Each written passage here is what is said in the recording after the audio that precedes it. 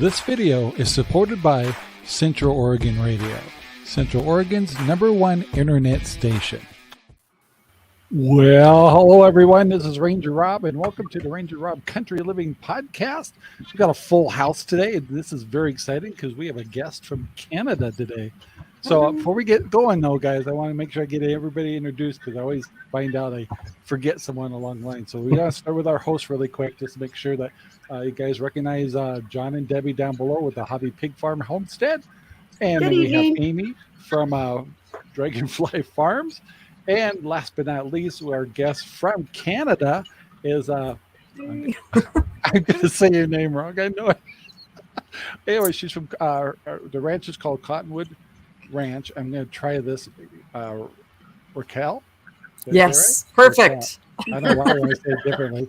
And we're very excited to have you. Very, very excited. And we'll explain to you where she's from and more about her in a minute here. But I do have to do some traditional things here, like tell you how to get to the show and stuff.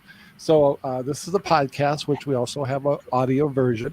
And so if you have a cell phone, you listen to the podcast and almost any software you use now, you'll find the audio version of all of our shows on Spotify, iHeartRadio, all the traditional sites. And you can also find the audio version of this on Central Oregon Radio, which we're syndicated, and all the episodes play at 9 o'clock every morning. We have 58 episodes now. So along with a lot of other great shows. So anyway, that's how you can find us. And did I forget anything here?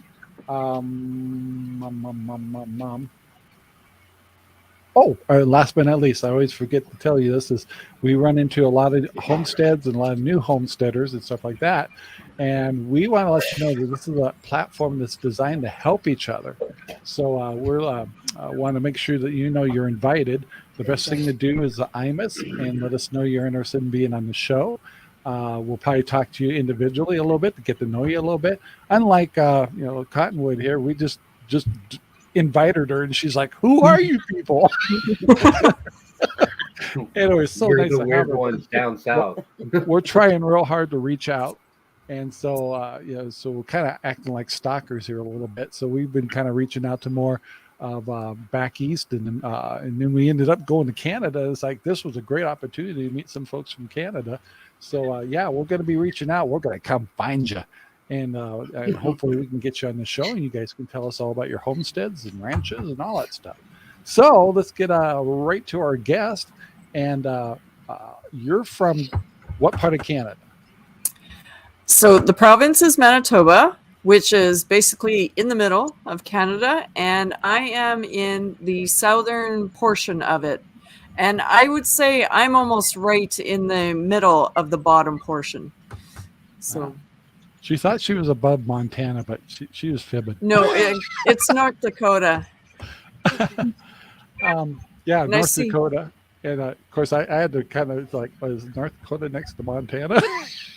So it's like I've been getting some lessons here, really, really quick here. So it is so neat to have somebody from Canada.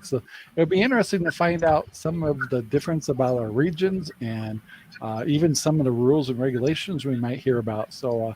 That we take for granted, and some of the other countries might be different. So this should be a very interesting show. We get tons of questions for you. Okay. So I just want to say hi to Mitchell. He showed up in chat. So. Yep. Hi, Mitchell. There he is right there. And nice to have him aboard. We actually, I think a lot of acquaintances of yours and several others, MT Homestead and also we've been kind of clicking with all those people. I think we also have a Quarter Mile Homestead, a whole bunch of other new homesteads that we're following, and they're following us now. So they're probably going to notice that some of the people that we're starting to invite on our show, they already know. So we're really excited about that. And so we want to make sure that, like I said, let everybody know that if you'd like to be on our show, we'd like to meet you and like to hear about your homestead or your ranches and farms and hear all your processes and stuff like that. So being from Canada, I'm sure. I got a quick question. Oh, go ahead. How deep's the snow outside? Actually, we don't have much this year. Last year was a really bad year, but it's only a couple of inches right now. But who knows? Because we'll have winter till April. Wow. Yeah. Yeah, well, we're sending you some I'm weather. ready for summer already. Same here. I think we're starting to get a big wave of a cold front coming through, which means you'll get it in a couple days. Yeah. So yeah, lucky you. So yeah, I'm gonna ask about your climate and things like that also. But the first thing I want to talk about is you call your place a ranch, and so can you tell us a little bit about your ranch and how long you've had it and things like that? Some general things. Did you have to start from scratch, or did you build it up, or what? Okay. So I've been here for 16 years. And when we first came here, it was me and my 2 children, but they are grown up and moved away right now. There was a rundown 70s trailer. That's what I'm living in, but I have worked on it a bit. And there was 2 outbuildings. One was just a shell of a garage, which is basically my barn now. I built that up and I had a garage. So any of the fencing on this property, I put in a water bowl. I also have a round pen that I need to get back to using, but anything fence wise, I've put up here. And it's not, when I think of the word ranch, you're running cattle, you got thousands of acres. That's not this place. There was a huge cottonwood tree out in the back, and I didn't feel like calling it Cottonwood Farm or Cottonwood Acres, so I chose the word ranch, but it's more of a hobby ranch. Yeah. Nice. Yeah. And how big is your ranch? 80 acres. Oh. That's big. Yeah, A lot bigger big. than ours.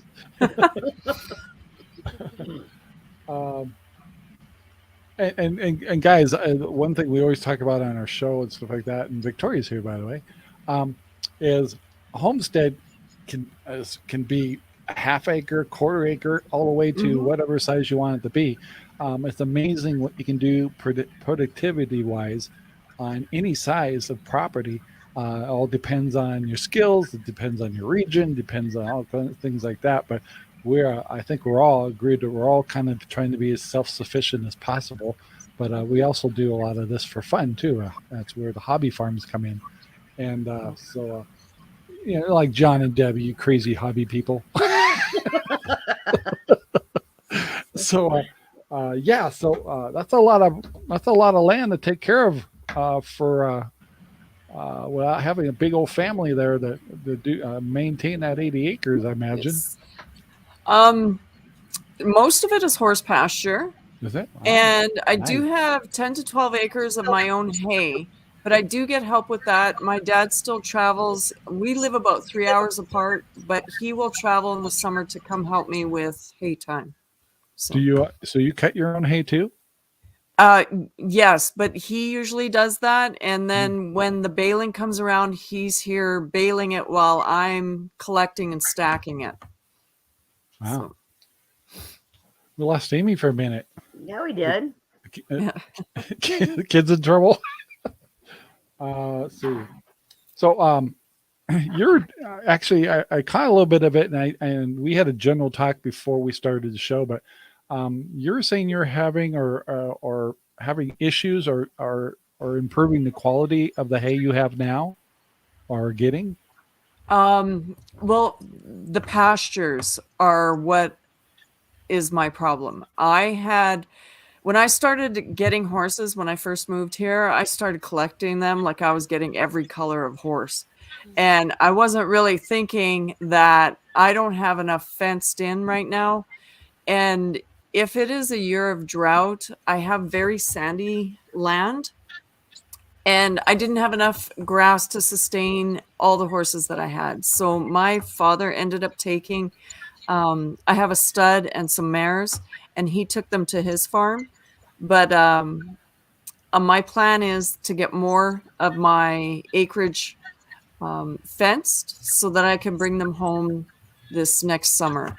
So I kind of, when the kids are younger, you're spending more money on your kids and they got a lot of needs and they were put first. But now that they're gone, I can start spending more on getting everything back. So is that true, Amy? Horses are bottomless money pits. Yes, that is true. yes. Good old Dollar Tree for here. Well, so are your horses being neglected because you have kids at home? Absolutely. So the kids get a lot of macaroni and cheese right now, right? They love macaroni and cheese, so it works out. So now you said you're at your place for 16 years so far now.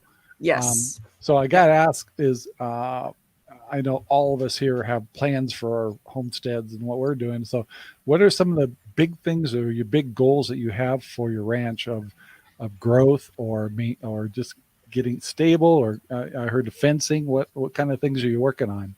Yeah. I think the most immediate thing I need to do is to get a perimeter fence around so that I have an area, because I have 3 geldings here and I brought home my donkey and 3 colts. I plan on training those colts when they come of age. So I've got kind of 2 years with them. But next year I want to bring this summer, I want to bring my mares and my stud back, so they need a separate area so they don't come close to those geldings. And long range plans, I would love, and I want to, and I'm going to build a 10-stall barn one day with a center aisle so big that I could drive my tractor right through it. So There you go. I want one of those.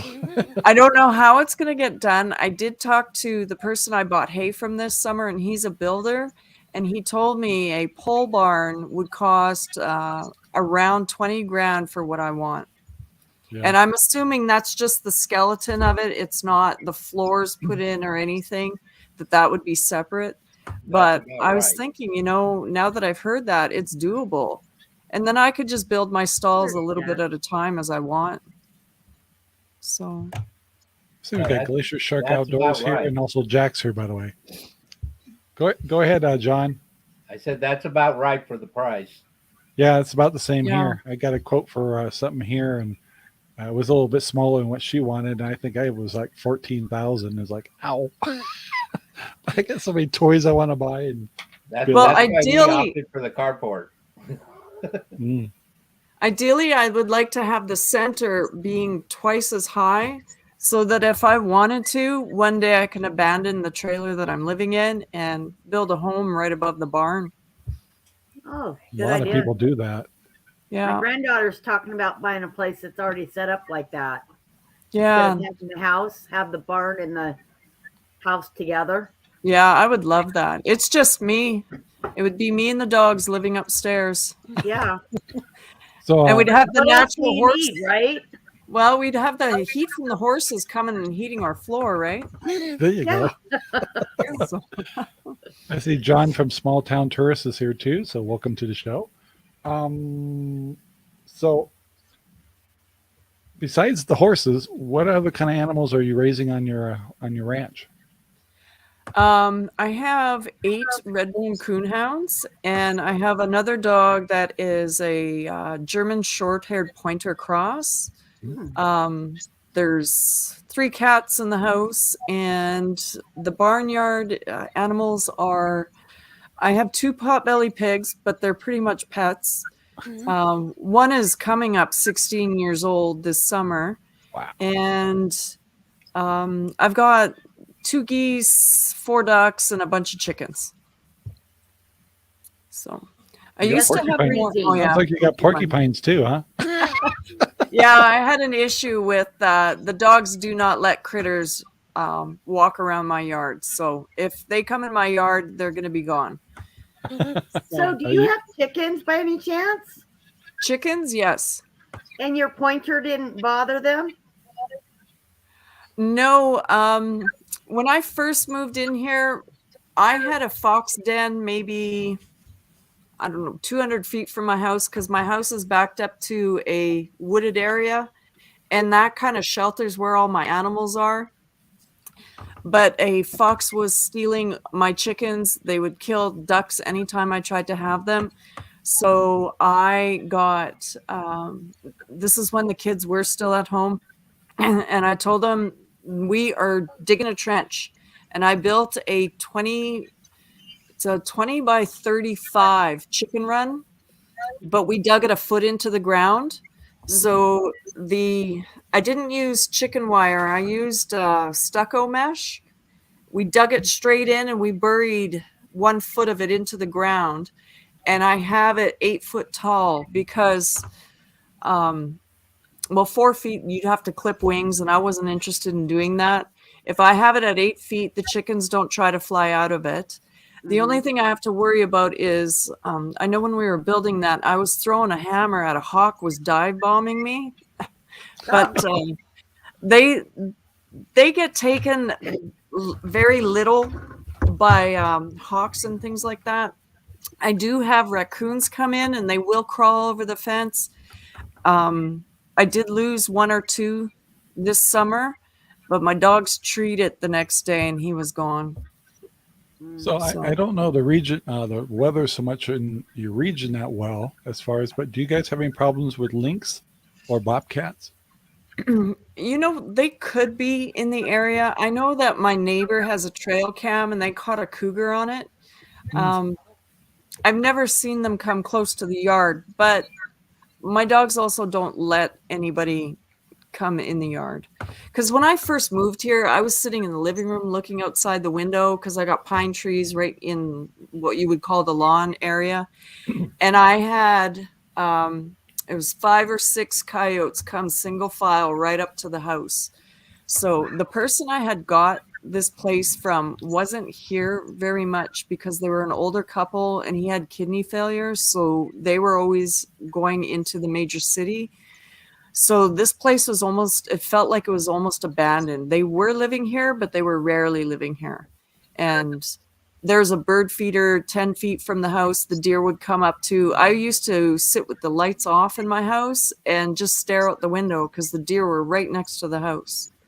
But then I got dogs, and now I don't have to worry about strange critters close by. So, Hi, John. Hi, John. We have these guys that pop in and out all the time. So John Pearsons is on the other side of the mountains over in Eugene, Oregon. And he's now the proud owner of some Idaho pasture pigs. I got to ask you about your pigs. Yes. So, yes. I'm doing this for Debbie's sake.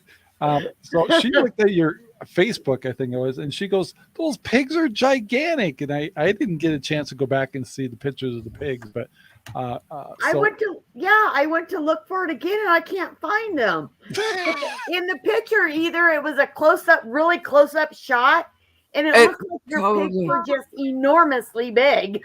No, it was probably a close up. I also have a couple of videos of them where you slice open a pumpkin and put it for them, and they're just eating it. Yeah. Yeah. They're just little. I knew it was yours because it had their names on it. And Porky and Petunia. Yeah. And when I went back, I couldn't find that one picture. I was going to take a snapshot and send it to Rob. I don't know if you call them Vietnamese, but they're just little potbelly pigs. So I'm going to guess that they weigh anywhere from 150 to 200, but they're halfway to your knee. They're really small. Yeah, that's okay. They're fat, but they're really small. Yeah, so it's just that one picture I seen. I'm going, God, and our pigs were huge. We had coonies. That's what we started out with, and they were just fat, big. What did you say, Rob? No feet. Yeah. They look like Corky dogs. Yeah. But the one that's coming on 16 years, he's got a huge old tusk coming off the side. But he's never been mean in any way. You can't really pet him. I had gotten him from another hobby farm, but the other one passed away. But he used to meet people and they would feed him bread. So you could rub his tummy and everything, but he passed away. So then I just had the one that I call Porky. And so somebody was giving up Petunia and they wanted $20 for her. So I went and picked her up. I brought her home in the back seat of my truck. I have a extended cab. She just went right in there and drove her home. You can touch her, but I wanted her as a companion. And the first time they met each other, they bit at each other and grunted, and I kept them in separate stalls for the whole winter because I didn't want them hurting each other. But then one day Petunia decided, she came out because I had the stall door open. She came out and they were sniffing each other through the door to the stall. And I thought, well, maybe now they want to be friends. And ever since then, they've been together. Nice. So I got to ask you a question. We had a pot belly, and we got it from someone over in Ben or something, and she was mean. Yeah. I tried and tried and tried with her, and I ended up, our neighbors have a little boy, and so they have her now. Okay. But yeah. But she's not mean to him at all. Yeah. Yeah. And with our coonies, yeah, she was just mean. So on your ranch, and my question can maybe sound funny about it and stuff, but don't take it wrong or anything.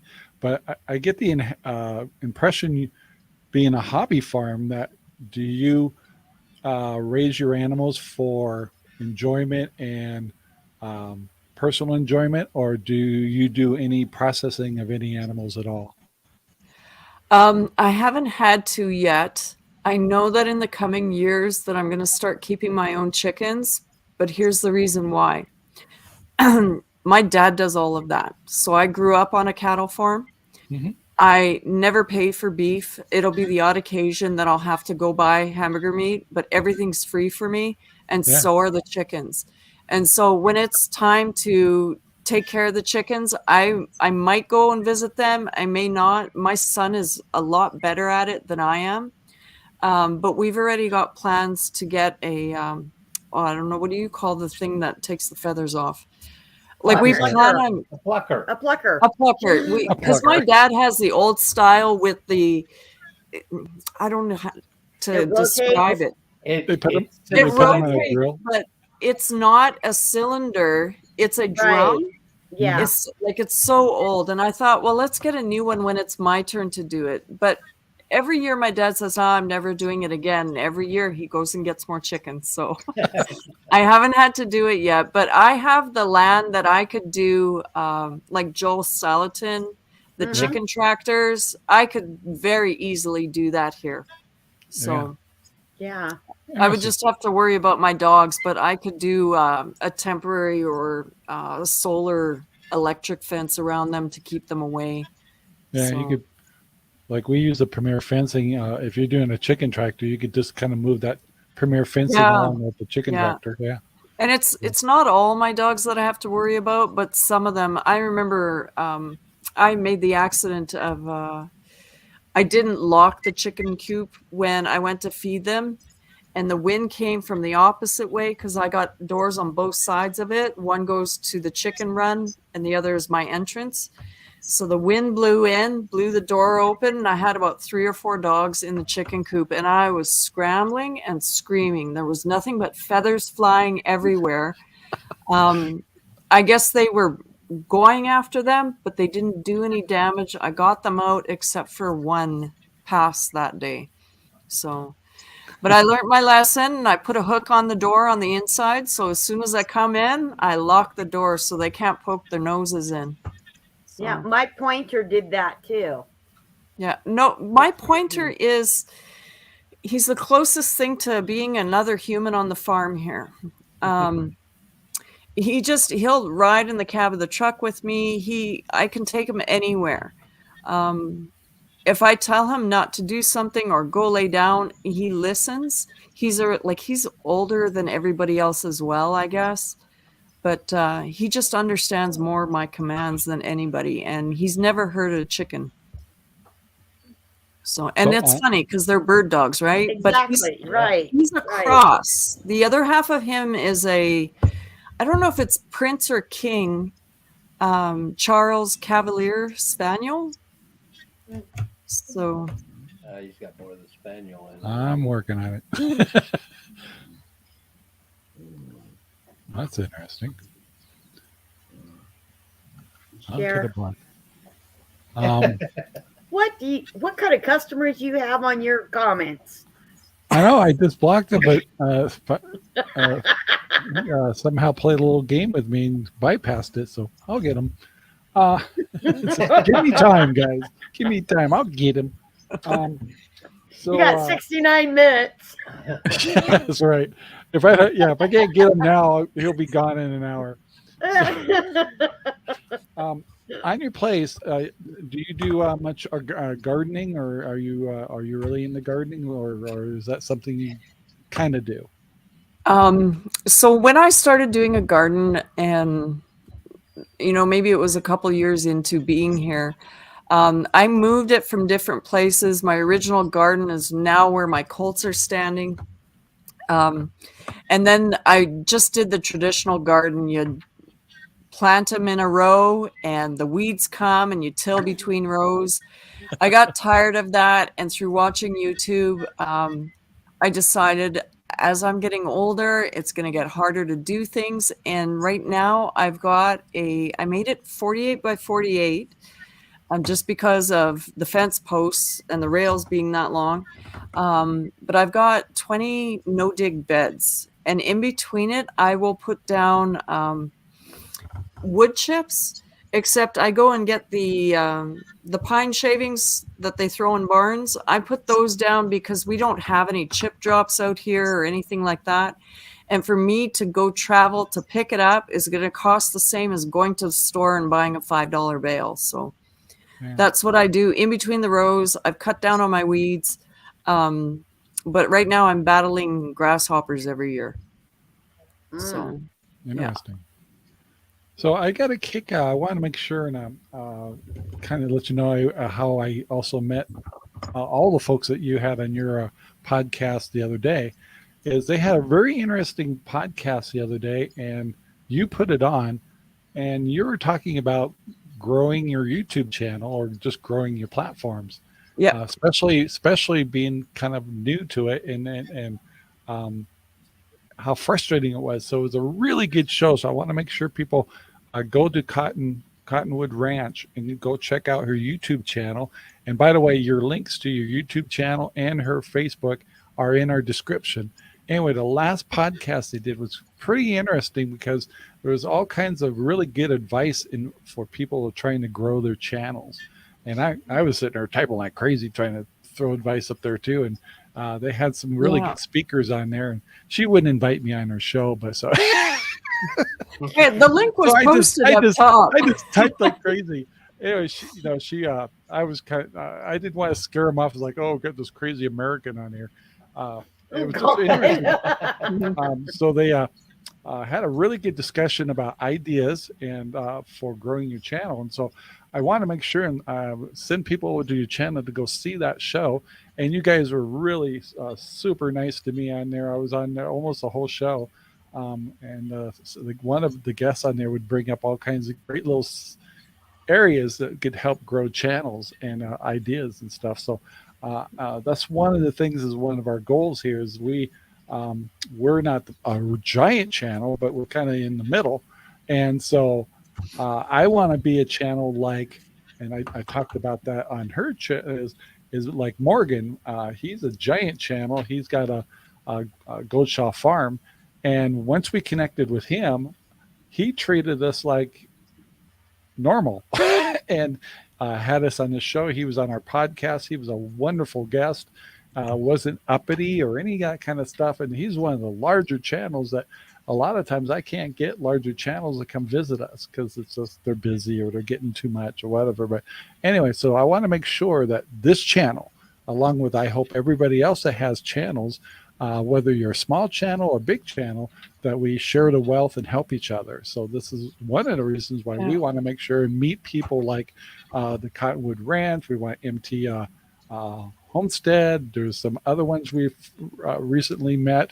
we're going to get them on our show. And if we can help you, great. And if you can help us, great. We appreciate it. But yeah, like John says here, subscribe to Cottonwood Thank you, Ranch. small town. And yeah, that's one thing I'm interested in. After this, I'm going to go connect to everyone. And just to let you know, that podcast, I didn't necessarily have anything to say about it, but in the beginning I had said everyone has their own experience about it. And what it was is I took a top 10 of how to improve yourself just as a person, but I related it to YouTube. And then all the ideas came from everybody's experiences. Yeah, it was really good. And that's what I'm hoping for, is that people will speak up, because everybody knows something I don't know, and we all share it. Same here. I pick up new things all the time. And if you've been watching our channel, you probably noticed we've been trying some new techniques that that are new to us, but some people have been doing for a long. Like Morgan, he'll take little video clips and stuff from movies and stuff. And I thought, how do you do that? So I taught myself how to do it. So every once in a while we'll throw that in our videos just to change it up, because homesteading can get kind of sometimes in a rut. And so it's like, I like to change it up. So yeah, we've been experimenting with stuff. I think if you stop experimenting and don't think you need to change or learn new things, I think that's a bad thing to get into. So it was a great show. I really enjoyed that show. I couldn't leave it. And so anyway, thank you for letting me chat on there. And the other thing was just a great show. So I think maybe that's something we probably should do here. I know like Amy's got a new channel. By the way, I noticed you've gotten pretty good traffic on some of your videos already. We just got to work on your subscribers, but she's brand new. I really need to get back to filming, you know, especially when if you're not making money doing it, sometimes it's hard to be in the mood. Like, definitely. Yeah. And I'm a very mood motivated person. I guess that's a good and a bad thing. But does that make you moody? What are you? You know that's true. What are you at, Amy? What is your number now? What is Probably your number? 16. Oh, you're really new. Yeah, Okay. she's super. She just started it. I got like 5 videos out, so I really need to be filming again. But You're getting there. You're getting views. The views have been pretty good. So you got. So yeah, it just if you ever come out with another video, I'll make sure to push it out there and get it on our show. One of the things I'll talk about, I don't talk about this much, but we run probably 50 groups. You probably don't know that. We have some in Central Oregon. We have some has to do with radio, podcasting, all kinds of different groups. So when we do a show and we talk about a particular subject, let's say we have a show, we just talked about YouTube growth and stuff, I would be pushing it to all the different media groups that we run. So nobody can say, oh, you can't be on here and stuff. We run them. We own them. So we have, so that's a technique that some people don't know about, is you can create your own groups in certain areas that you're interested in or want to grow in, whether it's homesteading or ranching or horses or whatever, and do it in your area. And as that group grows, and that takes time to get those groups to grow. I've got some of our groups are gigantic, but they've been around for 3 or 4 years. So we can post our videos on those anytime we want. And so it helps with our traffic, and it helps with our growth, and it helps us do things. So there's little subtle things that you can do on your own without having to relate on the algorithms. And so that was one technique I don't talk about much, but yeah, I mean, we've dealt, like in Central Oregon, we'll get these people that have these sites that are kind of unique, and they get kind of uppity, and they won't let us post videos on it. So it's like, okay, you're going to be that way, I'll create my own group. So if I have trouble with Redmond, Oregon or something like that, I'll create my own community of Redmond, Oregon, and then it's going to be uncensored, so people can post on there and not have some judgmental person in there trying to make their group really particularly acute, and some people over manage them, and so they can be quite frustrating for folks, because sometimes groups posting or sharing your videos on different groups is a great way to expand, but some administrators can be kind of nasty. So we've fixed that problem, and if you can't get by that, do it better. So anyway, guys, so there's a suggestion for people who are creating channels and Facebooks is create your own groups, and they start kind of slow when they grow, but once they start growing, I've got like a prep group that's got 50,000, 80,000 people in it. I've got all of these, yeah, and I've had those for years, and they just start growing. And so nobody can say no to you because you're the owner of that group. So if you want to post your video on it, no one's going to say you shouldn't post on here. I don't know you or something. So Small Town has a question for Aimee. Oh. Aimee. Oh. It's just DragonFly Farm. Got DragonFly Farm. I see. And Aimee, are you experimenting with shorts? Yeah, and we were doing a whole bunch on TikTok. Not recently. Life has been happening, but that's something that I really want to do, and it doesn't feel. This is one thing that doesn't feel overwhelming or daunting is to take my TikToks and turn them into YouTube shorts, because and my TikToks were doing really, really good. Like I had some with like millions of views. So I need to take those TikToks, repurpose them into YouTube shorts. I mean, that's content that's already made, and I can just put it on a different platform. So. Yeah, I mean, I can't believe I have a guy I work with who's a producer. He talked me into doing TikTok. And I can't seem to get around to making the little shorts, but once you make the shorts, you got them for YouTube too. So yeah, that's a great way to go. So I have no clue what they're talking about. Well, if you would just get a channel going for your hobby farm.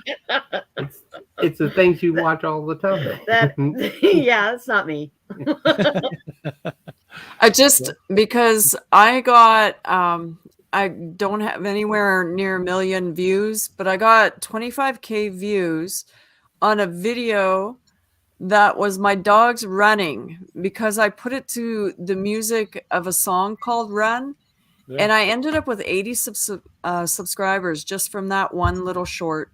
So shorts get you traffic and get you subscribers. Yep. So do shorts of your piggy, your rabbits, all your little bunnies. Listen to us telling her we don't do it. Well, we don't have a channel.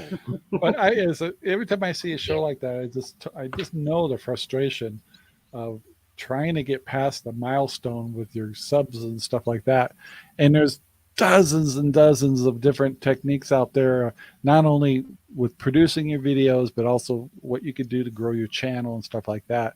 And then sometimes, and I've had to have my hand slapped a few times, you get into a rut in your videos and you got to change it up and change the pace of it. So you got to be crazy once in a while. I think I just did Mr. Rogers' Neighborhood in one of my videos just the other day. Oh my and God. Like, just got to let your hair down and say, okay, let's just do something that nobody expects. It's like I'm walking out of my house singing Mr. Rogers. Can you tie your shoe? I knew you could. I didn't get quite that bad, but I could see him coming out the door singing the shark song. Oh, the baby shark song. That's a good one. But yeah, Timothy says YouTube's dead. And it's one of those things. It's like some of us wish we didn't have to play the game, but you got to play the game. And Small Town says you're up to 18 subscribers now. Thank you so much. I really do appreciate it. He'll take care of you. He's a good guy. Victoria says prepping channel sounds interesting. The group? Yeah, well, we have a big one. The problem is when you get a big group, you get a lot of diversity, and it may not be some diversity you like. So if you're going to be an administrator over a group, you've got to be a little thick-skinned too, because people post things that may not be totally within your morals and ethics, but are fair, and free speech and all that stuff counts for them too. So, you got to keep that in mind. So if you're not up for that, you probably shouldn't run a group. But you get those big groups and you get a lot of diversity in there. So, yep. I see. I got. So I in your area, and how do you say your Providence again? I don't have it in front of me. Manitoba. Manitoba. Tell us about your weather and your region. And what do you do about your water source in the winter? Oh. Yeah. Hey, I've already forgot what he said, but what do I do with my water source?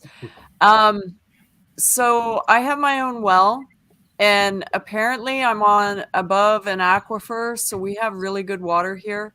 Nice. And I have a heated water bowl for the horses. And every day I take a 5-gallon pail of water during the winter to the pigs and the chickens.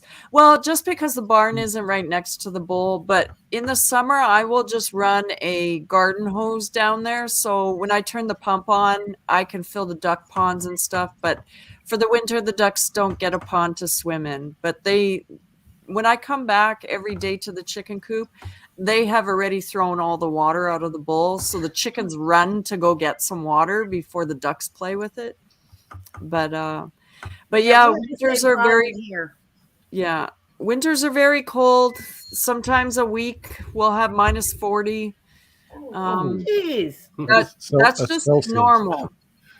Last year we went through, it was like 2 weeks long or more. And I was just like, okay, when is this going to end? Because it is so draining on you. You don't want to be outside, but you have to be outside. You try to do things as fast as you can. And, you worry about, are your animals warm enough? I got the heated lights going on, but if they ever go out, sometimes you're stuck with the power out. I know I piled the dogs in my bed just to keep warm when it's happened in the winter. The power's gone out. So. Okay. 40 degrees below. No, thank you. Yeah. We're trying when it's in the teens. I know. Teens, when it gets down low and it goes back up to the teens, it feels like springtime. Yeah, I would imagine. Yeah. Sure. And then we're talking minus teens. We have the same water issue here. It's all rock ground, so it's really hard to dig in. Okay. But all of us in this little group have to carry water out in the wintertime because everything's frozen up. Yeah.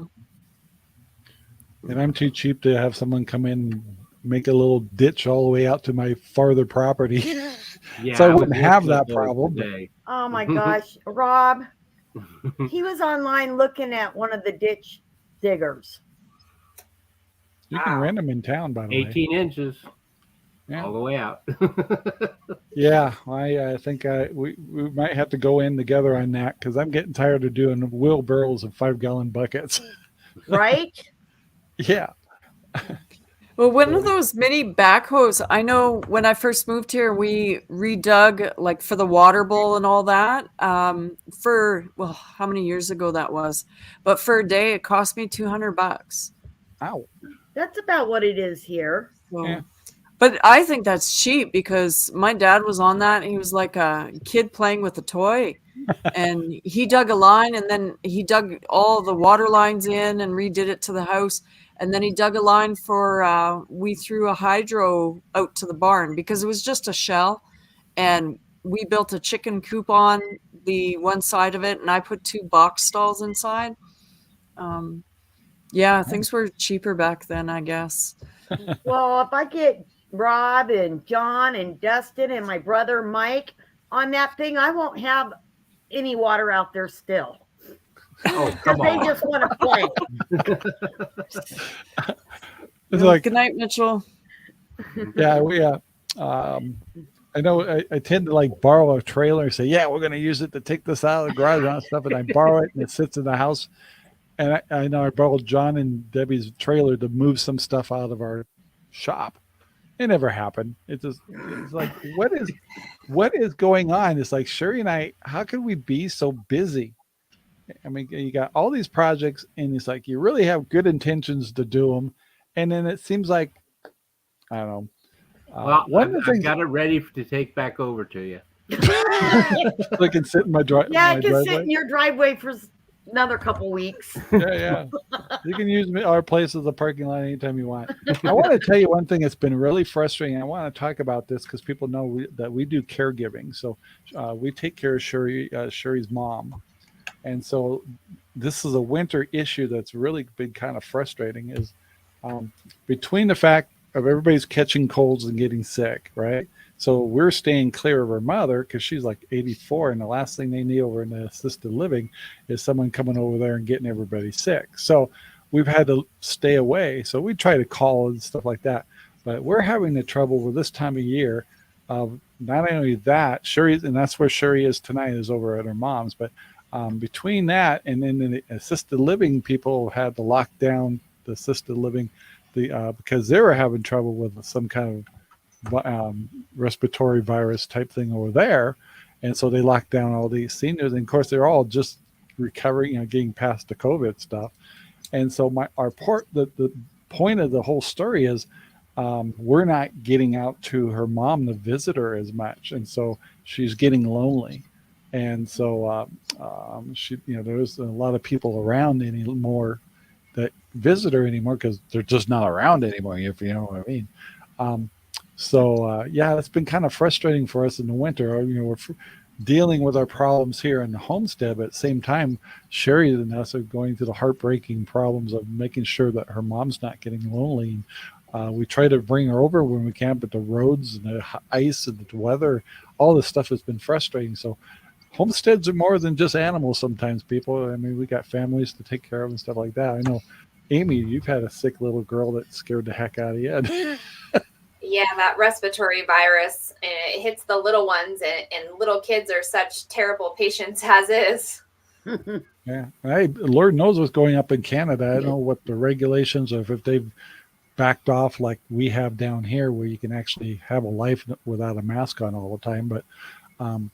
But yeah, it's been a really frustrating thing here, just in the homestead when it comes to just getting daily things done, of either trying to stay healthy, being too cold, being too old.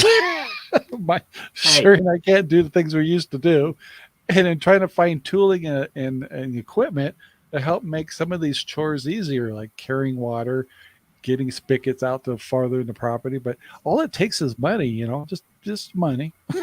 That goes for content as well. I've got all these ideas. I want the perimeter fencing. I want rail fencing down the driveway lane. There's so many things I want to do to improve, but I'm waiting on the cash to come in. I've renovated my house. Mm-hmm. Yes, I renovated my house since the day I moved in here. I started knocking things down. I do have a video out there of how I redid my kitchen. To this day, I still do not have a kitchen sink, and it might take me another 6 months. So I'm still going to the bathroom to fill up a plastic bucket, and that's how I do my dishes. Wow. But it's not a necessity, really. I want to get one of those big white kitchen country, whatever you call it. So I'm being patient, and when I have the money, I'm spending a lot. Because so are you retired now? Am I retired? Yeah. No, I've got 5 more years before I can retire. So you still work? Yes. You work at home? I'm a teacher, so I'm a traveling teacher too. So I have to do a lot of driving in a day. Yeah. But early retirement is 55, so 5 more years. No, it used to be 55 here. Yeah. Let's see. Now it's what, 65 and 70? Oh, wow. Yeah. Weren't you in the school district too, Debbie? What?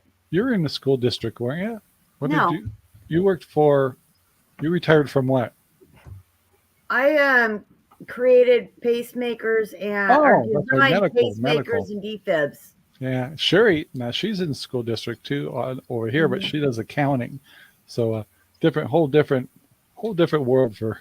So are you being a teacher? Are you saying that you're over there for teachers? There's one retirement date, and for other jobs, there's other retirement dates. Yes, you can go early. You can go early retirement at age 55.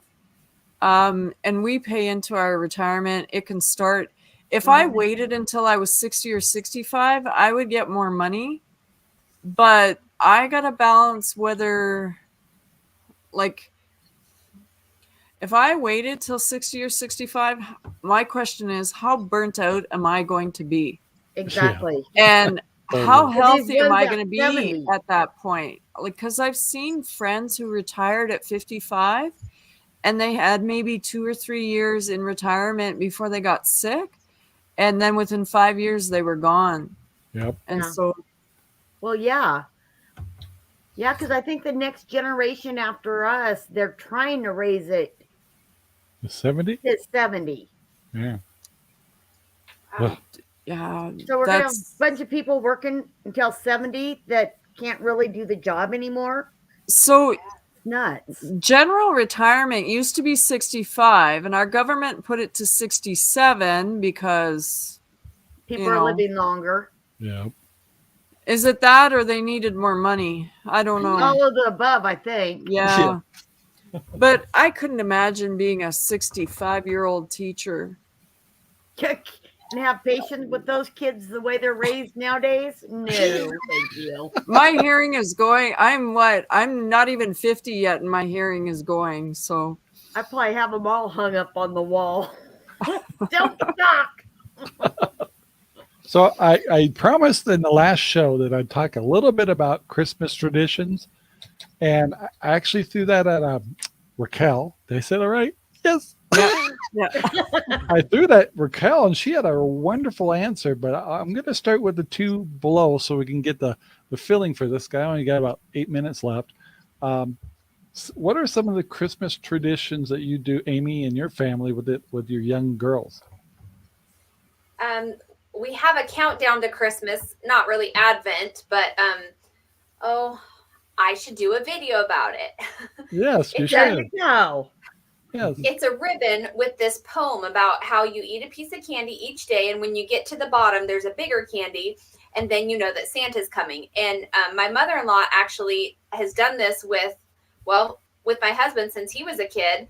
And so on Thanksgiving, the kids make their candy ribbons, and then come December 1st, you get to pick off a piece of candy each day, and you know how many days are till Christmas, because every day I get asked how many days until Christmas, of course. That's a cute. I like that. How about you? I know. What do you do, Debbie? John, he just eats. He's on the naughty list. John puts up his lights. That's Christmas. Yep. That's right. You guys are great little decorators. They're I've got to come over there in the nighttime because I heard it's like glow in the dark. Oh yeah, you can see us from space. Yeah. I really haven't been really doing anything. Of course, I have family over, my parents and my brother over, and my uncle every year.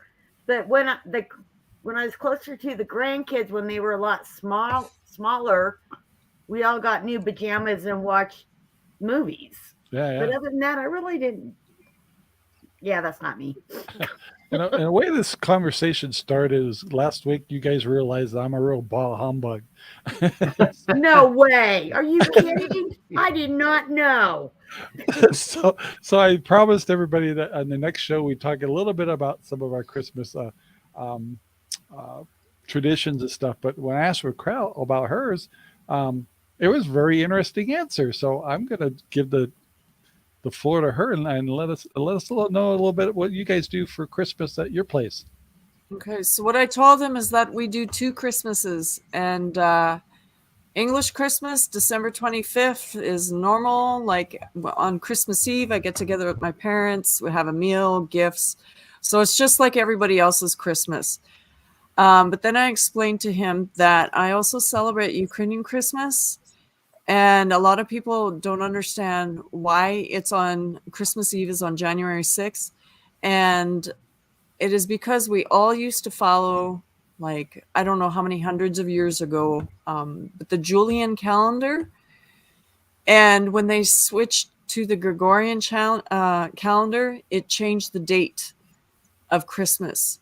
So originally, Christmas for everyone used to be what falls on January 6th and 7th. So being from a Ukrainian Greek Orthodox family, we still celebrate Ukrainian Christmas, and it's full of traditions. Sorry. I'm being made fun of. Sorry. So, is half your family? Did your the Greek part of your tradition? Ukrainian. It's Ukrainian, but the Orthodox is from the Greek. So, but we're Ukrainian on my dad's side. Okay, Yep. so your father brought that into the family. So Yes. I assume the other side of the family was more traditional with what we do is English. Yeah, But- and that is, it's all European from my mother's side. Yeah, I like that though. You get twice as many presents. Yeah. So you do exchange presents on that day too? You know, when we were kids, we used to get tons on both dates, but as we're older, not so much. It's more of just seeing the family. You know, you might buy a box of chocolates or something like that, but we don't buy gifts like we used to on Ukrainian Christmas. So The other question I would have with that is, like, I think we'll traditionally in start that. English Christmas, we use a tree in our homes. What kind of decorations do they do on? the same. Ukraine. We just keep up our tree until maybe January 14th, which is Ukrainian New Year's Eve. Yeah. Or New Year's Day is the 14th. Never mind that it's brown by then. Well, we could. Well, if you cut them fresh out of the field, they'll last. When they Yeah. were fresh, I used to keep mine clear past January. Yeah. Yeah. But here in Central Oregon, there's no such thing as fresh trees. You That's just got to go into the forest where nobody sees you and cut a fresh one down. Right? Well, we Right. have to drive a long ways because we don't have pine trees in this part of the world. No. I've Or- never seen so much. Junipers. We have junipers. Buy one in the springtime at like the hardware store, sold for planting, but don't take it out of the pot. Yeah, And when they it's died. Christmas, just put it in your living room and decorate it. Yeah, I bought 3 of them last year and they all died. Oh, really? Yeah. So, So, I don't think they were from even close around here. So they weren't to this climate. Yeah. Other plants, if you don't get the right plants for over here, they will not make it. Unless it's Yeah. juniper, and then they'll just take off like rockets. Yeah. I have a 20-foot pine tree in my front yard that fell on the ground. But we Yeah, but say it was already pine. dead. I like the spruce tree. Do you guys get pines or spruce? We get both, Okay. but not in our area. Yeah, we Mostly have to drive Douglas away. fir about 20 miles away. Okay. So, Yeah, like when Washington we and say Oregon are kind of desert, we're split by the desert. Cascade Mountains. And so we're considered east of the mountains, just like Washington will say eastern Washington. We're in what's called Central Oregon. So we're all in this high desert kind of stuff. So in order to find trees, we have to drive towards the Cascades to get in the pines and into In fact, you evergreen. can pretty much see the line, the tree line. Pretty Other much. than that, what east of that, It's all there's desert. nothing. Hmm. Kind of like I Arizona. need to plant a whole bunch. Like for the rest of my life, I have enough property that I Yeah, you could do. have Yeah. a Christmas tree every year. Yeah. They're starting to grow on their own. I showed that on my last outdoor walk. I did a live where I just walked around, and I'm starting to see spruce trees grow. Nice. So- Well, guys, we're actually at the end of our show, and it went really fast. And I want to thank you so much for coming on our show. I hope you Oh, enjoyed you need yourself. to come back. Well, Yes. thank you for having me. This was fun. Yeah, I thought it'd be kind of fun that once we get to know some of the other folks that I know you're acquainted with, we'll see if we Mhm. can't get everybody together and get 6 or 7. Where is small homesteaders on town the show. tourists from? He's from Arizona. Oh, okay. Yeah, he's a good friend of mine. Did a lot of shows with me, some of radio shows, but he does the Small Town Tourist YouTube channel, and it's an Uh-huh. amazing channel. Oh my gosh, he goes out to all small towns and does homework on them, and really gives you the history about them. And in Arizona, there's some fascinating towns down there. So he had to kind of change his niche a little bit. Like Raquel, she I can't see the Are comments you right reading now. the comments? No, what Aimee was a blabbermouth tonight.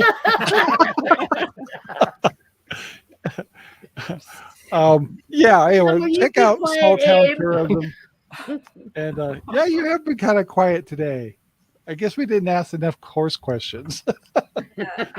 But it was so nice to have everybody. This is our family, and sometimes we're talking a lot, and sometimes it all depends on our days and stuff. But I want it'd be really fun to get more folks that you're acquainted with too, and then all get together like a big party. And I'm sure some of the conversations would be amazing. But I got to wrap it up here because we're also syndicated on radio. So thank you very much for being on our podcast tonight. I hope you enjoyed yourself. I want to thank the host. No, I can't see the comments. But anyway, thank you for joining us. And guys, have a great day. And everybody, see you later. See ya. This video is made possible by Ranger Rob Poopy Bags, available in Amazon right now. Thank you very much for watching our video. Please take the time to like, subscribe, and share our videos all over the whole wide world. Thanks.